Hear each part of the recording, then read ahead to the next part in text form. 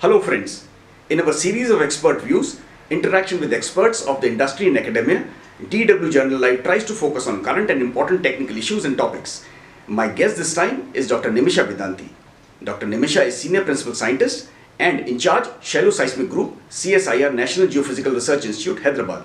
She is also Professor at Academy of Scientific and Innovative Research and Indian Institute of National Importance.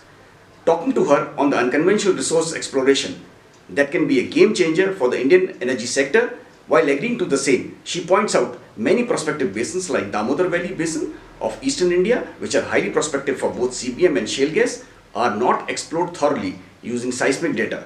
Let us hear from Dr. Nimisha, her interpretations on unconventional resource exploration potential. Over to Dr. Nimisha.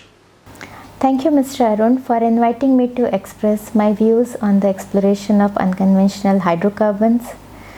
Along the way, I'll also throw some light on the CO2 sequestration aspect of the same. I'm really excited to talk on this topic as I do believe that the shale gas and coal bed methane can be a game changer for the Indian energy sector. According to the published datasets, prognosticated CBM reserves in India are approximately 92 TCF, and only 10% of that is established, which means a lot is required to be done. Similarly, the estimates given for shale gas are very promising and that are given by different agencies. So these data points clearly show that the resource potential of CBM and shale gas is high enough to meet our future energy demand. Having said that, the next immediate question comes to our mind is, what is the status of exploration programs? The answer to this question would have been very straightforward if we were talking about the conventional resources. But for unconventional resources mapping, a lot of research work is still required. Investigations are continuing at their own pace for the exploration of shale gas resources in the Cambay, Gondwana, Krishna Godavari, Kaveri and Assam Arakan basins. Now, talking about CBM, since this methane occurs in coal beds, large areas of Gondwana basins and the Cambay basin, where most of our important coal fields are formed, are considered prospective. And commercial CBM projects already exist in the Gondwana basins of eastern India. Here I would like to emphasize that although major CBM projects exist in the Gondwana coal fields, the basin is poorly explored using geophysical data. The resource estimation has been done on the basis of geological data and few wells. So recently, CMPDI in collaboration with NGRI and SIMFER initiated seismic exploration studies for resource mapping in the Damodar Valley Basin. The preliminary results obtained by this study demonstrated that the resource potential of the Barren Measure Formation in the Raniganj sub-basin is very high, and it is economically viable to extract the shale gas by hydrofracking method. Hence, we recommended acquisition of multi-component seismic data, if not 3D 3C, at least 2D 3C, along with a pilot scale demonstration project. Similar type of studies were carried out for CBM exploration in South Karanpura coal field also, but results are not that encouraging in terms of prospects. We know that unconventional resource exploration program suffers from some inherent issues. But in addition to those, there are many other data acquisition concerns, especially when we go to the coal field, and these issues we faced while running these programs.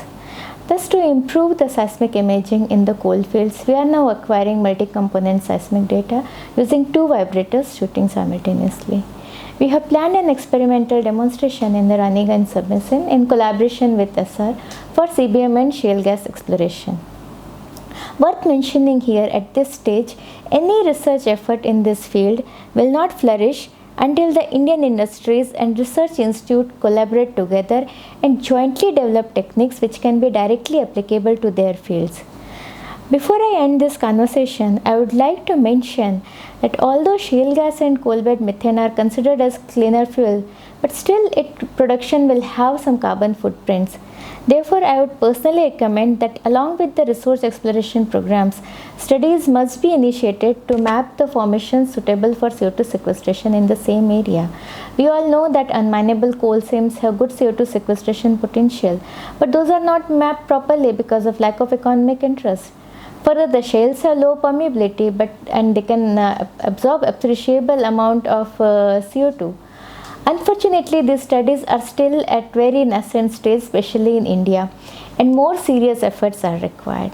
So in future, for these type of studies, I would recommend areas like Raniganj sub-basin, where the generalized stratigraphy clearly reveals the presence of coal seams in the upper formations, followed by prospective shales at deeper strata. Thus, in the same block, shale gas and CO2 sequestration and CBM exploration studies can be initiated, and just one set of multi-component seismic data with few geophysical logs, and if possible deep resistivity sounding or electromagnetic data will be sufficient for the resource assessment and the entire exploitation plan. In the end, I would like to reiterate that the exploration of unconventional hydrocarbon resources is not just required to meet our energy needs, but it will also provide basic information on the potential sites for future CO2 sequestration projects. And our institute NGRI, with the support of CSIR, has already initiated a step in this direction. Thank you very much.